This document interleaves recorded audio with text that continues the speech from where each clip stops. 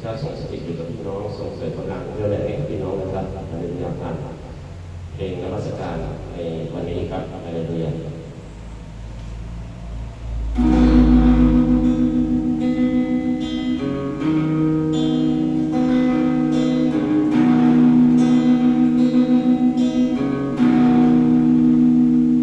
เส้นชัยไม่มาต่อไปหามันกลางวันมีไว้ให้คนวางใจกวาดน้ำ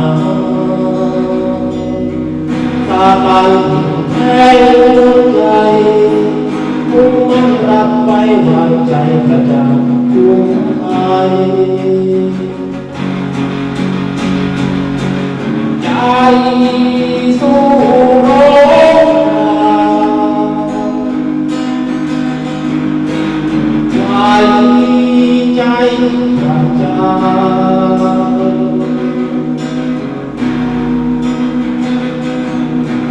เจ้า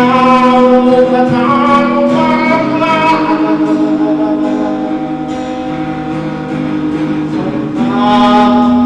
ไม่มีโทษ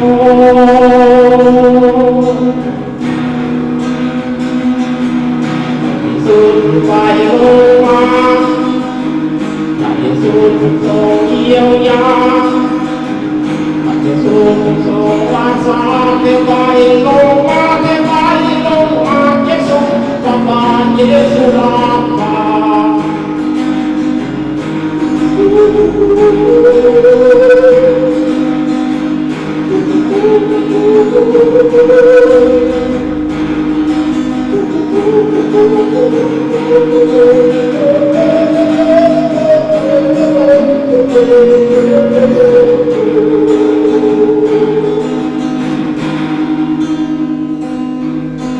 เส้นชัยไม่มาต่อไปหามันบางวันมีไว้ให้คนวางใจกว่าน้ำสาบานแทงหัวใจมุ่งมั่นรับไว้วางใจกระจ่างใจใจสู้ร้อง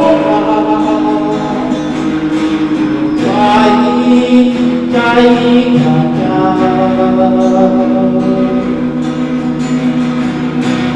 เจ้ากระทำความรัก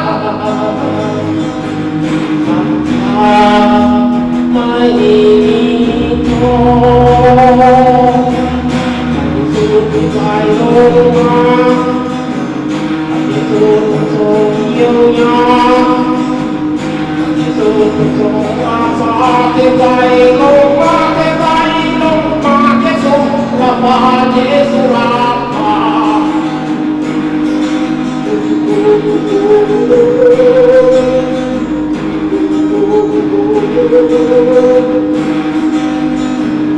เยซูที่ไฟลงมาเยซูทรงรักษาเยซูทรงเยียวยาที่ไฟลงมาที่ไฟลงมาเยซูระบาดเยซูรับมา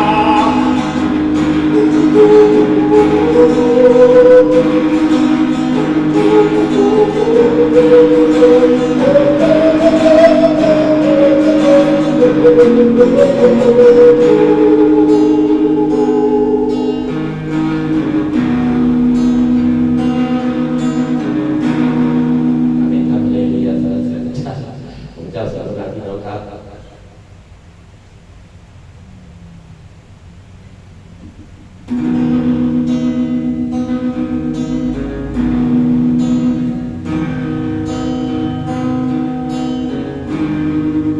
แสงพระธรรมส่องยามเช้าในทางละมุน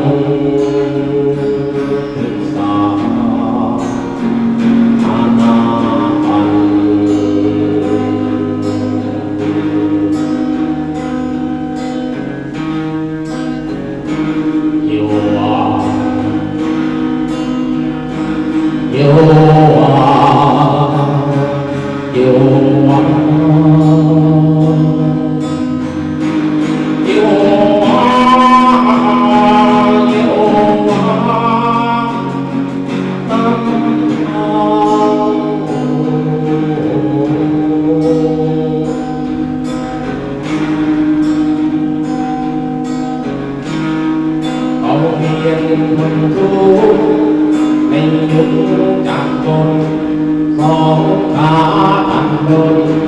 ตายโอ้ฟ้าคำดำเนินในยามพระเจ้าผู้ไฟภายใต้แสงไฟไฟก็ยังยาว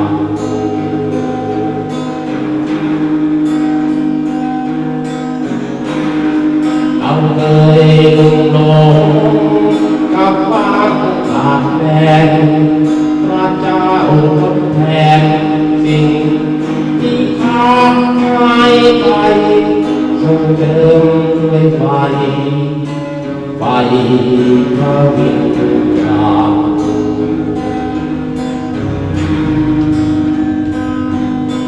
เยโฮวา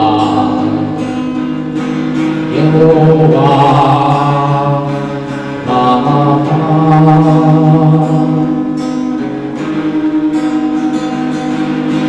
เยโฮวาเยโฮวาลาฟา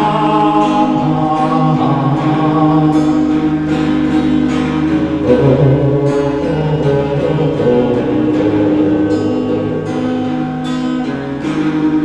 ของเพียงทุนทุกไม่ยุบจากตนสองขาตันดนตายโอ้ฟ้าคำดำเนินยาม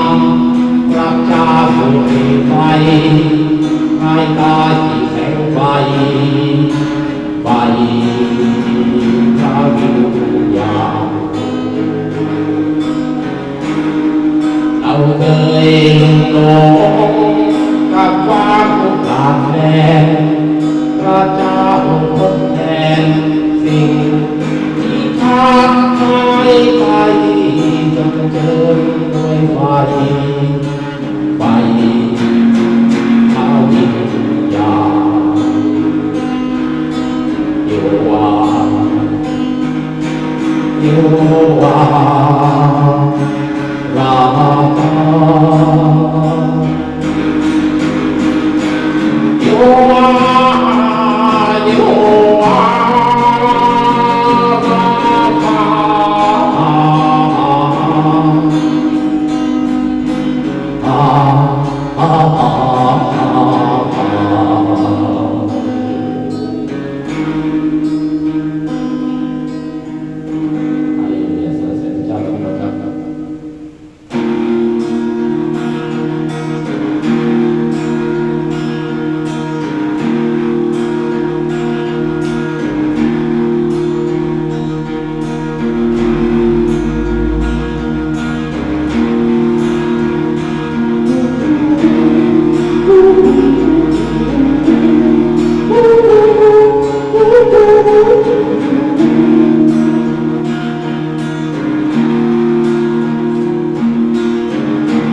ชีวิตคือการแสวงหาให้เราตามพระยาเว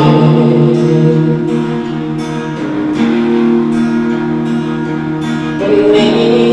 ใจนี้มือนี้ชีวิตฉันมีแต่เดินไปที่บ้านเธอ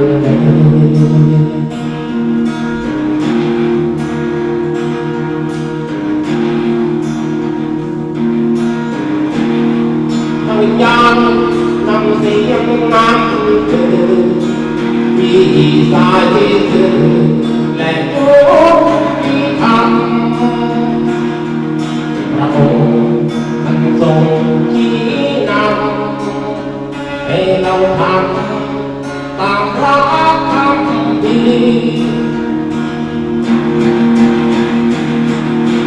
คือองค์พระวิญญาณเราหาเส้นทางบางทีทางชีวิตยังมีชีวิตพระเจ้าผู้แล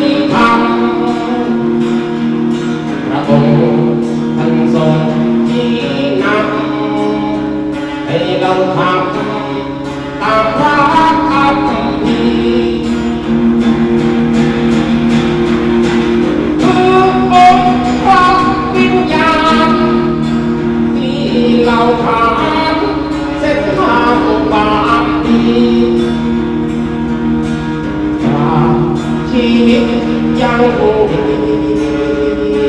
ที่พระเจ้าเติมแต่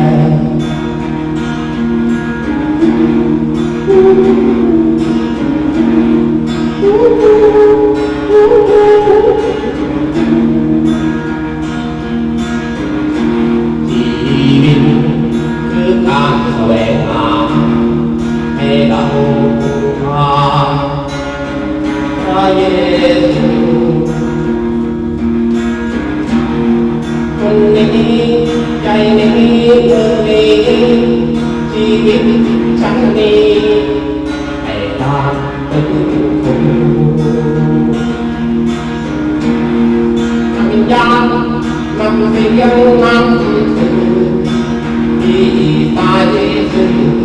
และยุติธรรมพระองค์ทรงชี้นำให้เราทำตามพระคำพีคือองค์พระวิญญาณที่เราหา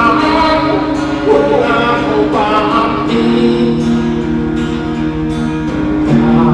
ชีวิตยังมีชีวิตพระเจ้าเพิ่มแด่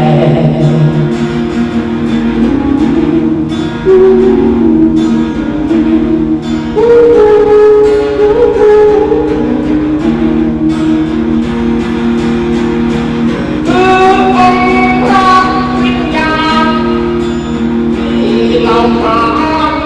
เส้นทางความดีชีวิตยังมีชีวิตพระเจ้าเติมแต่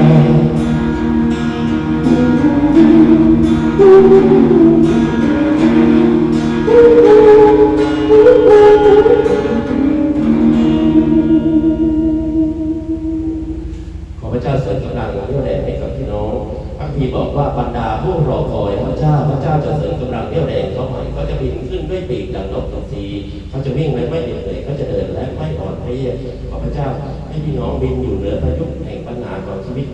ของพี่น้องได้ขอพี่น้องมีชัยชนะเหนือความทุกข์เหนือความโศกเศร้าแต่พี่น้องพระคัมภีร์ก็บอกว่าผู้ใดโศกเศร้าผู้นั้นเป็นสุขเพราะว่าเขาจะได้รับการทรงปลอบอารมณ์ที่มาจากพระเจ้าแต่พี่น้องพระเจ้าผู้เป็นพระเจ้าเป็นแพทย์ผู้ประเสริฐที่จะคอยเยียวยาบรรเทาบาดแผลในใจของเราพี่น้องเอารากของคืนออกไปให้อภัยศัตรูที่เป็นมนุษย์ของเราในโลกนี้รักเพื่อนบ้านรักตนเองรักพระเจ้าของเราด้วยสุดจิตสุดใจขอพระเจ้าอำนวยพระพรให้กับพี่น้องอธิษฐานในพระนามพระเยซูสรรเสริญพระเจ้าจากสีไฟรับพี่น้องกับสรรเสริญพระเจ้าครับฮาเลลูยา